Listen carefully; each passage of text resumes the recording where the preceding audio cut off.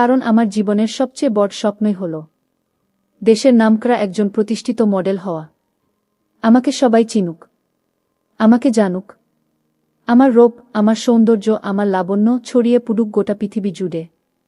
আর সেই স্বপ্ন নিয়েই আমি অনুসন্ধান করতে থাকি, কিভাবে ভালো কোনো মিডিয়াতে গিয়ে আমি আমার যোগ্যতা এবং অভিজ্ঞতা সবকিছু কাজে লাগিয়ে কিভাবে আমি একজন মডেল হতে পারি। আমি এসএসসি পরীক্ষা দেওয়ার পর বাবা আমাকে বলল, রোমেলা, তুই ঢাকা যা, তোর বোনের বাসা থেকে বেড়ায়া গা। বাবার কথা অনুযায়ী আমি ঢাকায় চলে গেলাম। বোনের বাসায় বসে বসে টিভি দেখছিলাম আর মনে মনে চিন্তা করছিলাম কিভাবে আমি মডেল হতে পারি। হঠাৎ আমার চোখের সামনে টেবিলের উপর একটি পত্রিকা দেখতে পেলাম।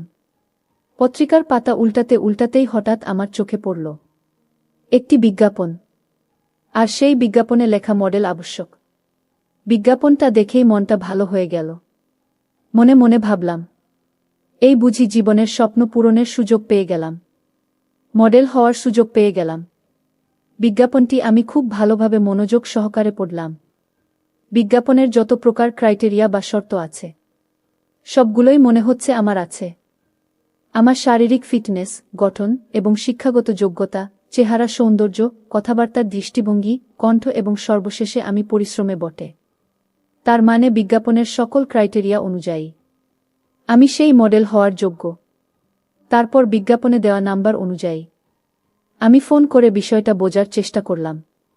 ওই নাম্বারে ফোন দিলে একটি মেয়ে ফোন রিসিভ করে বলল, কি নাম আপনার? আমি বললাম রোমেলা। তারপর জিজ্ঞেস করল, বাড়ি কোথায়? আমি বললাম টাঙ্গাইল। তারপর জিজ্ঞেস করল, আপনি কি একজন মডেল হিসেবে কাজ করতে আগ্রহী? আমি বললাম, জি ম্যাডাম, আমার অনেক দিনের ইচ্ছা, আমার অনেক দিনের স্বপ্ন, একজন মডেল হব। তারপর মেয়েটি বলল, আচ্ছা ঠিক আছে, আমি তোমার বাড়ি, ঠিকানা, নাম, নাম্বার সবকিছু লিখে সিরিয়াল দিয়ে রেখেছি, আর তুমি সময় মতো চলে আসবা। তারপর মেয়েটি বলল, আমি স্যারের সাথে কথা দেখি তোমাকে একটা সুযোগ দেওয়া যায় কিনা। আমি বললাম, আচ্ছা ঠিক আছে ম্যাডাম। তারপর ম্যাডামকে সালাম দিয়ে ফোন রেখে দিলাম। দেখতে দেখতে আমার সেই মডেল এজেন্সিতে যাওয়ার দিন এসে গেল। মডেল এজেন্সিতে গিয়ে দেখি আমার মতো আরও অনেকেই বসে আছে। আমিও গেস্ট রুমে বসে রইলাম। আমরা আনুমানিক প্রায় 10 থেকে 12 জন ছিলাম। তবে তাদের মধ্যে মনে হচ্ছে আমি সবচেয়ে বেশি ফিটনেস। আর কেন জানি মনে হচ্ছে আমি সেখানে মডেল হিসেবে চান্স পেয়ে যাব। আর তারা দেশের নামকরা মডেল এজেন্সি। একবার যদি এখানে চান্স পেয়ে যাই তাহলে আমার জীবনের মোড় ঘুরে যাবে, আমার স্বপ্ন সত্যি হতে যাবে। তাই আমি ভাবলাম, যে করেই হোক আমি স্যারকে রাজি করাতে হবে। এই মডেল এজেন্সিতে যেভাবে হোক অভিনয় করার সুযোগ পেতে হবে। এতে যদি আমার টাকা পয়সা বা আরও অন্যান্য কিছু আমাকে দিতে হয় তাতেও আমি রাজি। এক কথায়, যে কোনো কিছুর মূল্যে আমি একজন প্রতিষ্ঠিত নামকরা মডেল হতে চাই। গেস্ট রুমে বসে মনের মধ্যে এইসব চিন্তা ঘুরপাক খাচ্ছিল। হঠাৎ আমার নাম আসলো। আমি স্যারের দরজায় গিয়ে স্যারকে সালাম দিলাম। স্যার আমার সালামের উত্তর দিল। আমি বললাম, স্যার আসতে পারি? স্যার বলল, জি আসুন। তারপর আমি ভিতরে প্রবেশ করলাম। তারপর স্যারকে বললাম, স্যার বসতে পারি? স্যার বলল, জি বসুন। তারপর স্যার আমাকে জিজ্ঞেস করল, তোমার নাম কি? আমি বললাম, আমার নাম রোমেলা। স্যার আমাকে বলল, বাহ, খুব সুন্দর, খুব মিষ্টি নাম তো তোমার। পড়ালেখা কতটুকু করেছ? আমি বললাম, স্যার এসএসসি পরীক্ষা দিয়েছি, এই বছর শুরু করলাম। কিছুক্ষণ পর স্যার রিহার্সাল দেওয়ার জন্য স্যার আমার এখানে আসলো, অর্থাৎ আমাকে যেখানে রিহার্সাল দিতে হবে সেই রুমে। আর বাহিরের লোক কেউ নাই সেখানে, শুধু স্যার আর আমি একা। তখন স্যার আমাকে বলল, রোমেলা, যদি তুমি একজন নামকরা মডেল হতে চাও তাহলে অবশ্যই তোমার মধ্যে বেশ কিছু গুণাগুণ থাকতে হবে। তার মধ্যে সবচেয়ে বড় গুণটা সেটা হচ্ছে অভিনয় করতে গিয়ে কখনো আনইজি ফিল করতে পারবে না। সব সময় মনটাকে উদাস উদাস রাখবে। তাহলে দেখবে অভিনয় অটোমেটিক চলে আসবে তোমার ভেতর থেকে। এবং তুমি ভালো পারফর্ম করতে পারবে। আমি বললাম, আচ্ছা ঠিক আছে স্যার, ধন্যবাদ। স্যার বলল, ওয়েলকাম। তারপর স্যার বলল, চলো তাহলে রিহার্সাল শুরু করি। আমি বললাম, ওকে স্যার। তারপর স্যার আমাকে বিভিন্ন দৃষ্টিভঙ্গিতে অভিনয় শিখাতে শুরু করল।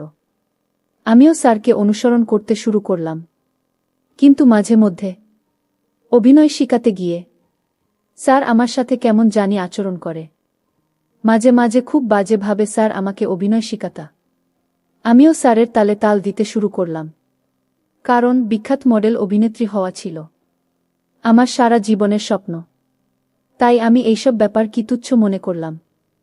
এইভাবে স্যারের সাথে আমি প্রায় 1 বছর অভিনয় শিখলাম। স্যারের সাথে 1 বছর অভিনয় শিখতে গিয়ে আমি একেবারে স্যারের সাথে ফ্রি হয়ে গেলাম। স্যারের যে কোনো বিষয় আমার সাথে শেয়ার করত, আমিও স্যারের সাথে শেয়ার করতাম। এক কথায় স্যার আর আমার মধ্যে একটা বন্ধুত্ব সম্পর্ক তৈরি হয়ে গেল।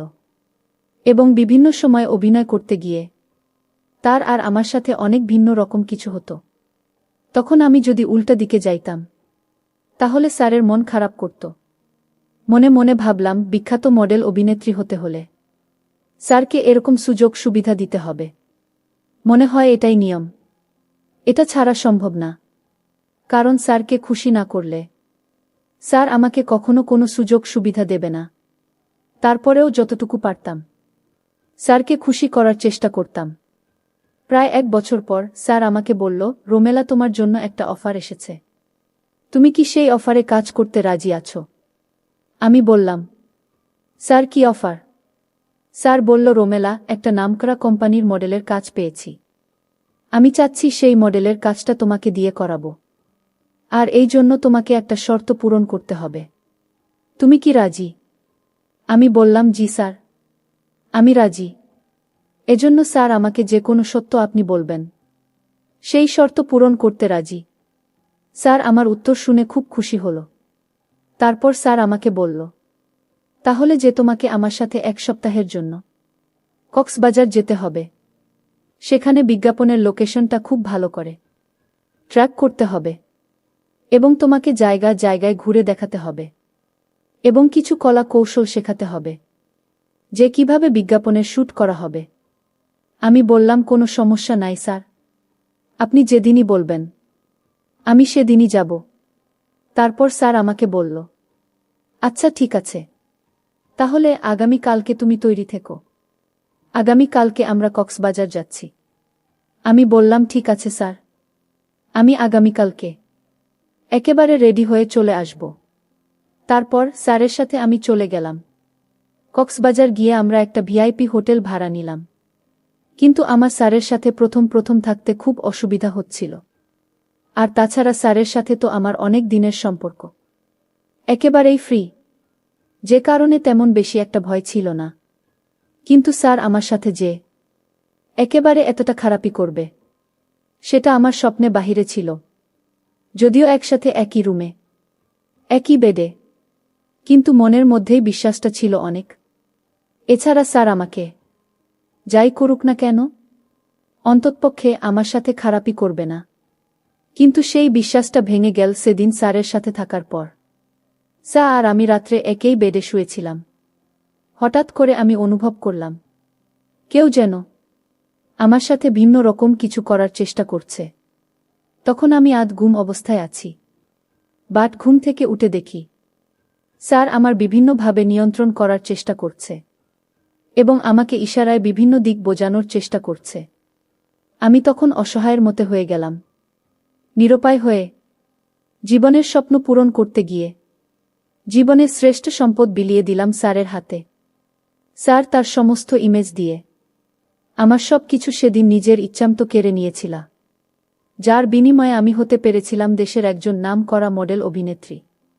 পরিশেষে আমি তোমাদেরকে বলবো, বন্ধুরা, জীবনে চলার পথে, জীবন এগিয়ে নিয়ে যাওয়ার পথে বিভিন্ন বাধার সম্মুখীন হতে হয়।